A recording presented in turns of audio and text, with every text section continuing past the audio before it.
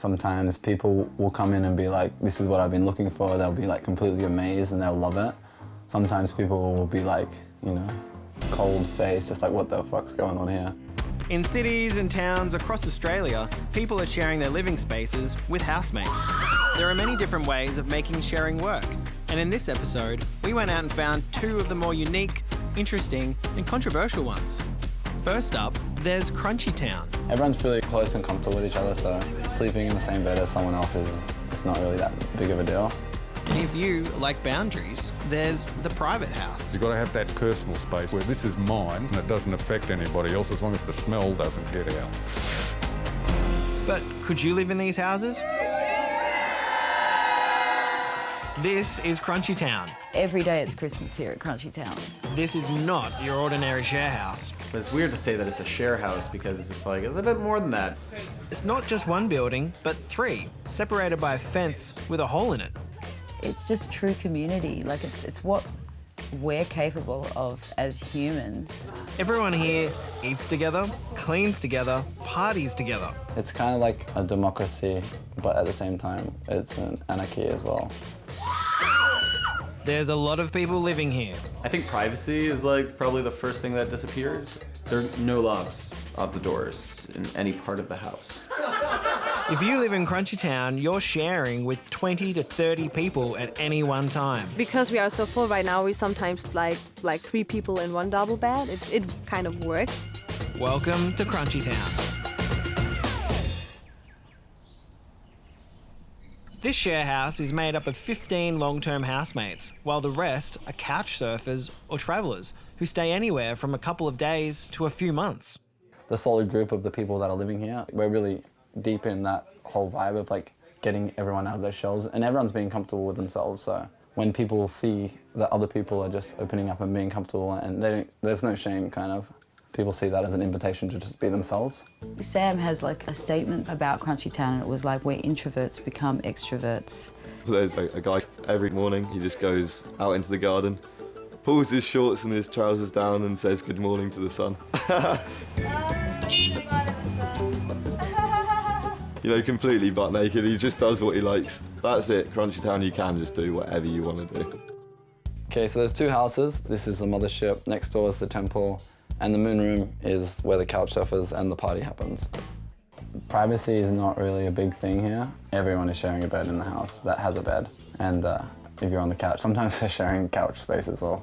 So we got beds in every room. And then we have 2 rooms that are dedicated to couch surfing. So we've got a 4-bunk bed in one room and then a 6-bunk bed. And then there's couches, and then sometimes people just sleep on top of people as well. So it gets pretty out of control. That you know, it's like that. I go sleep every night. I love that. It's perfect. My travel mate and me, we slept in the moon room in some of the couches. When he left, I slept in the middle bank with John. After that, I slept on the bottom with Cameron and Will. So right now we're sleeping 3 people. My room here is just 2 of us. It can be awkward sharing with a girl. I've got a few friends who sometimes come and stay with me. Yeah, 3 in a bed isn't pleasant in here. Alice is not happy when that happens. Sharing a bed and a room isn't always easy, especially for certain activities. Everyone's really close and comfortable with each other, so sleeping in the same bed as someone else is not really that big of a deal.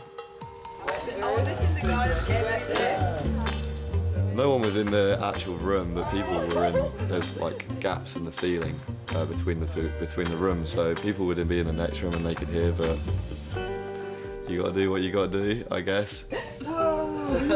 Yeah, there's a lot of young people here who are, you know, just in that space of like not wanting anything serious, and they just flow with it. And if like the mood takes them, they, you know, have a little fling with whoever's open to it.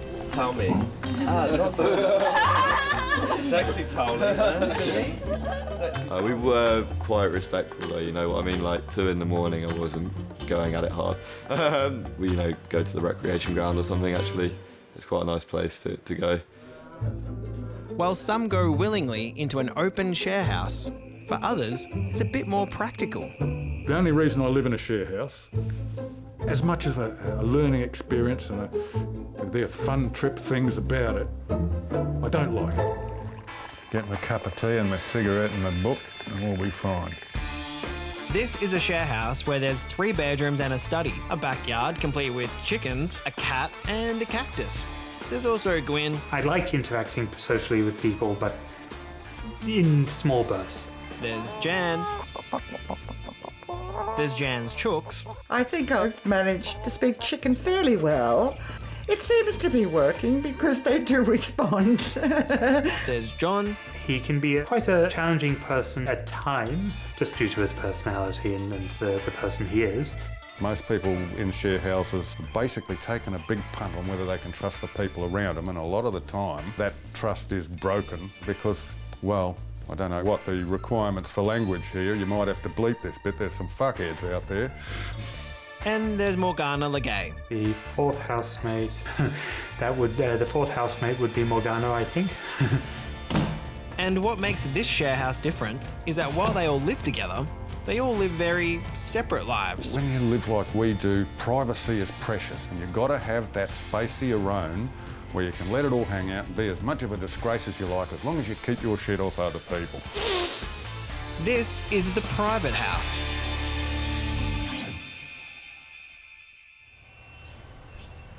Lucky us, we've got another bill. Ooh. I knew you'd be happy. Had to do something about it eventually. Yeah. So that's the news. My housemates are Jan, Gwyn and Morgana, a severely dressed, perhaps even slightly occult lady. They live across the hall from me. We're all quiet people, keep to ourselves, occasionally a little bit of polite functional contact. We like each other, but largely we do this basically for functional reasons. I think I don't live with people my own age, largely because there's a lot more social interaction required. Yeah. I think living with people Jan and John's age is much less exhausting, so really I have more room to be my own person in my own space and then go out and do young people things with young people in bursts. I spend a lot of time just wandering around looking at the chooks. Oh, I usually just talk to the chickens about just general conversation. I still don't know what they're actually saying, but I get the feeling that they're quite happy with my attempts at communication.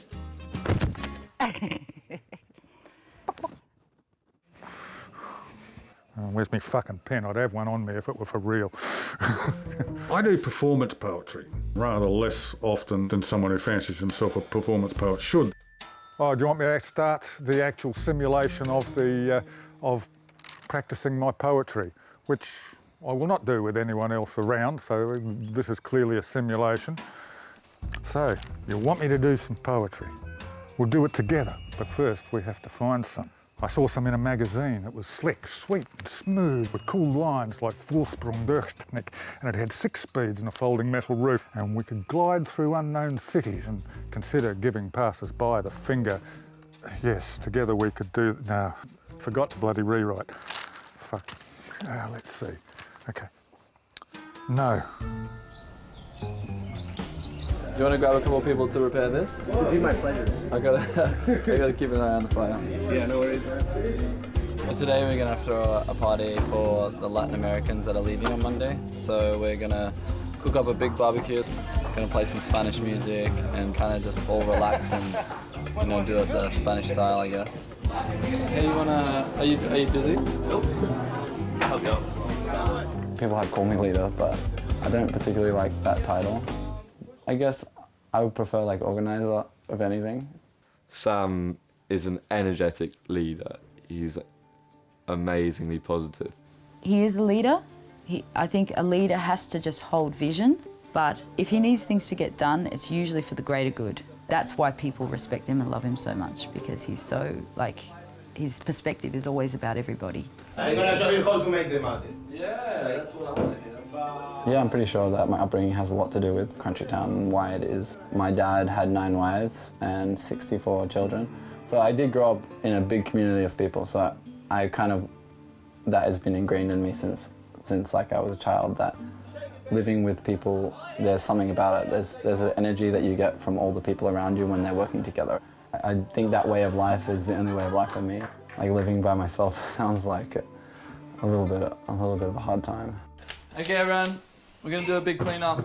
Probably like 3 people in the kitchen. Shotgun kitchen. Yeah, shotgun trying out. Yeah. It's actually interesting because there are no rules here, and there are a lot of chores to this house. It does need a lot of people to take care of it and just make it like a comfortable area, and it needs it every day. So that's a challenge.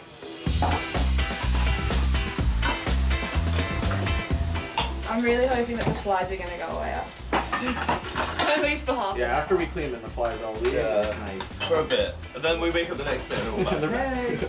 So They're so persistent. confident. I yawned yesterday and one landed on the inside of my mouth. I was like, are you serious? Because this is such a big group, it actually makes it easier than like living with even 12 people. Because when you have 30 people, if there are dishes in the sink, somebody's gonna feel guilty at some point and do them. If somebody's hungry, he's gonna make food at some point. 1 out of 30 is gonna do it. This is goon grill. Sangria made with goon. I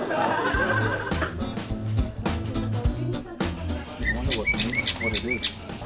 I don't know, man, but I'm not sure if we should eat it. Yeah. It could be steel. Galvanised steel. And it also doesn't look a safe colour either. Yeah. We have a grill from the oven on top of that sheet. Yeah, but I don't think we should eat it. Your life in Crunchy Town is just a dream. You know, we live like kings for basically nothing.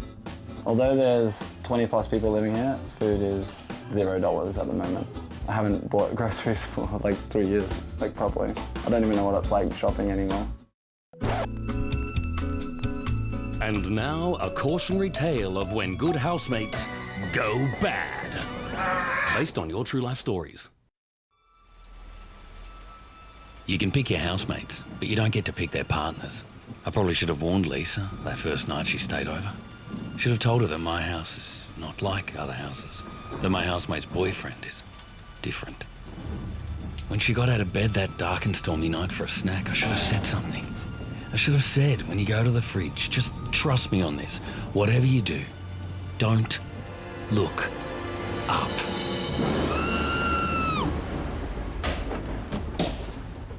Bob just likes to do that. He's a bit weird. I never saw her again.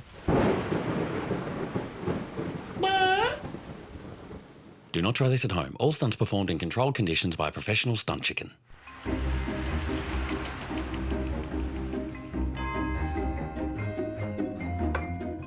Morgana is the 4th member of the house, and I find her very, very interesting.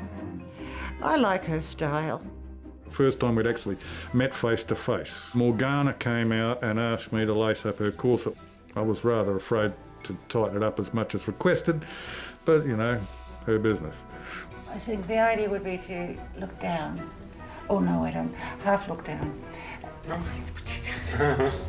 Morgana is my drag persona and sorceress extraordinaire. She spreads her malign influence across the household and drunkenly drifts through the shared areas of the house, leaving a trail of glitter, black tinsel and booze. And the occasional broken heel. Yes, okay, that's it. Now, can you see a difference? It's very subtle, it's not a lot. It takes a couple of hours to prepare Morgana.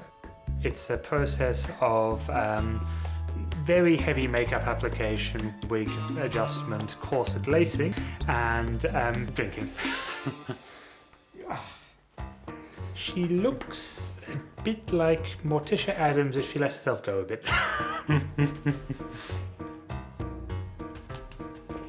I'd say Morgana is definitely a more extroverted version of me, much more forthcoming, and I think the makeup is quite a good mask to kind of project from behind. Okay, this isn't too tight, I hope. Oh no, just lost it all. There we go. I think Morgana was partially created as a means of really having a persona to project out, essentially. So I'm very introverted and quiet, so Morgana is an opportunity to break out of that somewhat. Oh dear. Now that's in exactly the wrong spot for you to hold, so If you could just pinch where I'm pinching there. Can you feel where I'm pinching? Yeah, just put the finger and thumb. Okay. Finger and thumb, okay. Okay, you got a pinch? Good. That sort of thing's an identity thing. I dress up as a bloke, even though I'm male. But I'm dressed up as a bloke. I'm pretending to be me, whoever the fuck that is. He's perhaps less pretending when she's Morgana. Issues of identity are central, just, people who are dressing up are more honest about that. Now, is that acceptable? Yep, that's good. Okay, done. Thank you. Now, where's the wine? Well, the boundaries of personal space and private space have to be agreed for you to be able to live in a place. You've got to have that personal space, which is basically what allows you to keep the civil tone of the common interaction, because you've got your private space where this is mine. Now, I can not clean up for 3 months and it doesn't affect anybody else as long as the smell doesn't get out. Personal and private spaces in the household aren't really rigorously enforced in any way. It's just, as we're all quite introverted people, it just tends to happen. I disagree. If it wasn't enforced and people did not consider it a hard, enforceable boundary, there would be arguments with me.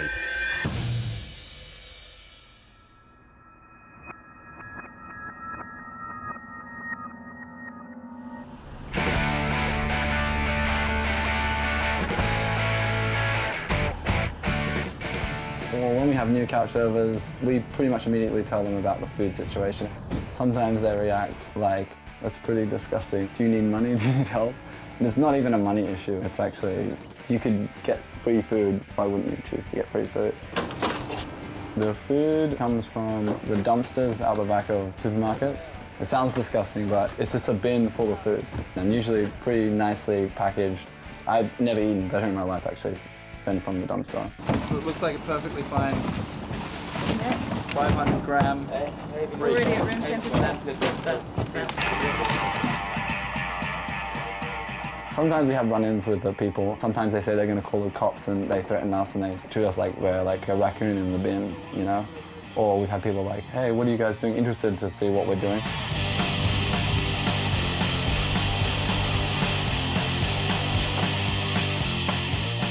Some people will hold it up as much as they can, and I'm going to go in. Often there's a ridiculous range of treats. Sometimes it is a bit dirty. You do have to get your hands dirty. You know, like in the heat, a broken pack of sugar will suddenly be a sticky mess. You know what I mean? You guys want toothbrush? Yeah, that's First of all, you have to admit that you kind of like feel like I'm like in a dumpster. Like I really. Oh, what does that smell like? Sugar! It's just like you just got to move stuff out of the way, and then usually there's just heaps of fresh produce, like loads of it. Grab that salad. That's moldy rice. Oh, right, it looks like spinach. We go to the bin and it's full of food. You just think, oh, there are people out there that aren't eating because we're throwing that out. That is ridiculous. So we might as well make the most of it and eat it. This is barbecue beef. Perfect. Let's just get it. Perfect. It's incredible and sad at the same time how much food we get, and they just like throw it away. It was kind of make me angry and sad about the world that we don't have anything else to figure out how we deal with all the waste we have. Bread? And we actually make a point of it, I think, that all the food that we get, we use all of it. Like if something goes bad, then we've dumpster dive too much, and we try not to do that. Do you want to check deeper on this side? Let's finish there. That is actually why this community works, because the fundamental need, nourishment, food, is met for everybody. There's always food there. Like it's like, okay, yep, help yourself to the food. All good, guys. Let's do it. One more bag of potatoes.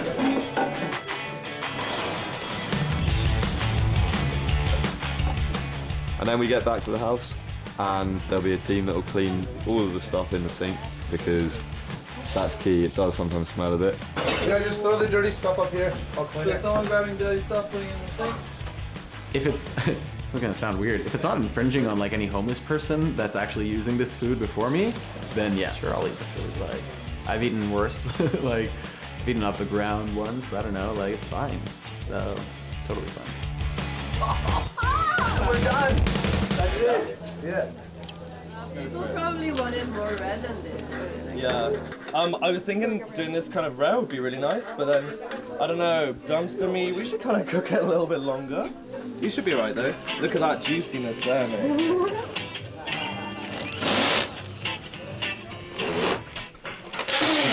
Everyone that comes to our parties like have an awesome time, so usually it's only actually one neighbour that's upset.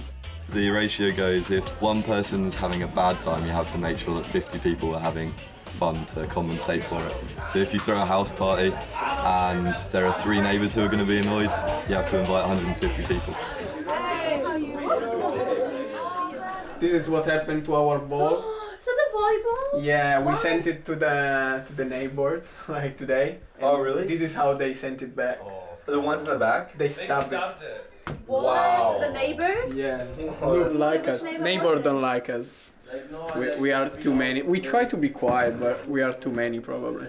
Yeah. Which neighbor was it? The woman that always making problems? No, the other ones. These ones? Yeah, because we have a really bad neighbors here. And then, no, probably we are the bad neighbors. Yeah. We are the noisy ones. We try.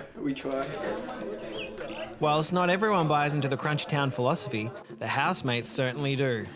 I'm kind of shy at first, and then when I open myself, then it's okay. I'm just really extroverted as a person, but just being part of this amazing like ambience and just feeling really yourself, you know, like, okay, these guys are obviously crazy, doing crazy games when it involves to sometimes take your clothes off or just kiss someone that you don't know, and it's like, yeah, let's just be ourselves and not like be bothered by social, like, I don't know, behaviors and stuff that we usually have when we meet new people.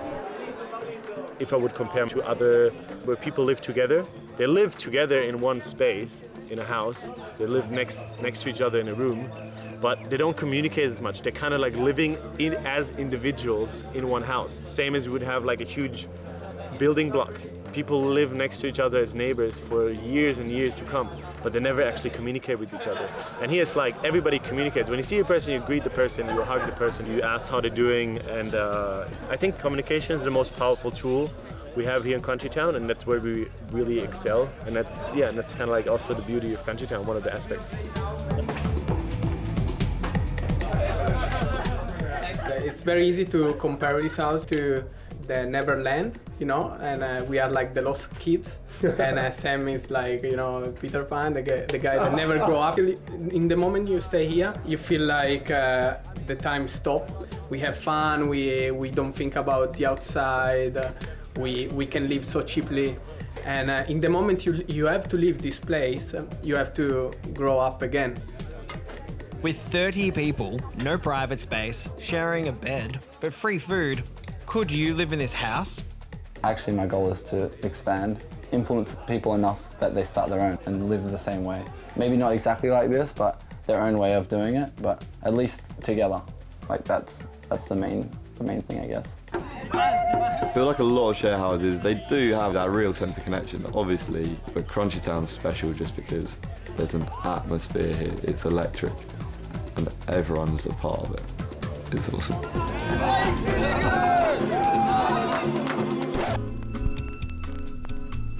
And now, a cautionary tale of when good housemates go bad. Based on your true life stories. One night, Marjorie was resting in her bedroom when she heard a man's voice in the house. She was curious as to whom her lovely housemate, Rosemary, had brought home. This was rare. Well done, Rosemary. Marjorie really wanted a sandwich, so this was a perfect excuse to meet him and chew the fat a bit. So she headed out into the lounge. There she discovered Rosemary having an orgy with several other people. There were loins everywhere. It was awful. Marjorie was sizzling with embarrassment, but she wanted that sandwich. She decided she would not be foiled. Marjorie picked her way through the tangled sausage fest. She made her sandwich, whilst trying not to make eye contact through the undulating rumps. Marjorie fled back to her bedroom, careful not to squash anyone's rissoles. Back in her room, Marjorie was stuffed. It really was a very good sandwich, but after everything she'd seen, she decided she would probably never sleep again. Any resemblance to lamb chops leaving or eaten is purely coincidental.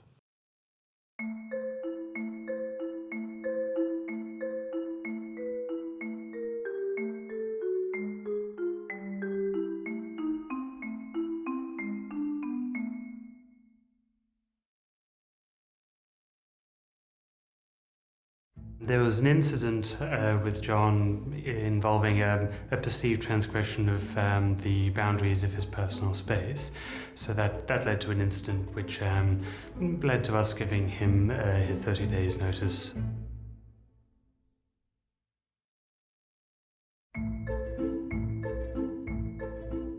I felt that John didn't trust either Gwyn or I. And that was very upsetting. And it also made me realise that it is impossible for any meaningful relationship if they think you're going to sneak into their room when they've gone out. So that's left 2 rooms for us to fill, his study, this room, and his bedroom. I just need to go over with a damp cloth and give it a bit of a scrub. A damp sponge. Sooner is better than later when it comes to finding new housemates, but for the time being, most of the burden will fall on Jan, as unfortunately I just don't have additional rent to cover the 2 rooms, so I can continue covering my room, but hopefully we find someone quickly, because the difference would have to go on to Jan, and she can't really cover it. What's the response been on Facebook? I've had a couple of actual people just sort of tag friends in it, which is quite useful. Oh, that's great. Oh, that's good. We'll definitely be continuing to look for people who are also quite quiet and reserved people as well, because we're still very much a household of introverts. I don't know if they know that we've got chickens. I did mention the chickens in the listings. So. Yes. Perhaps we should get photos of the chickens. Yeah, we'll have to get pictures of the chickens.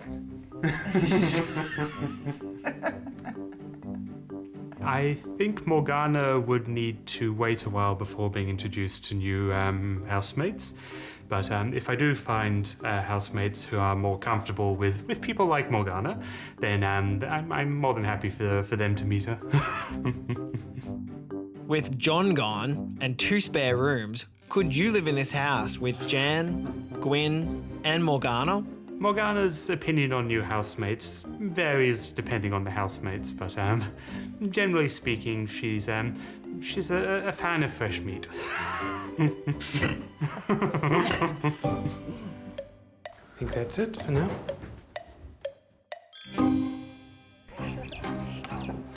Across Australia, more and more people are turning to house sharing as not just a lifestyle choice, but a necessity. Let's get fucked, we'll drink to Lady Luck. Our housemates have found their own ways to make it work, most of the time. Oh, bang. But could you see yourself living in any of these houses? In Crunchy Town.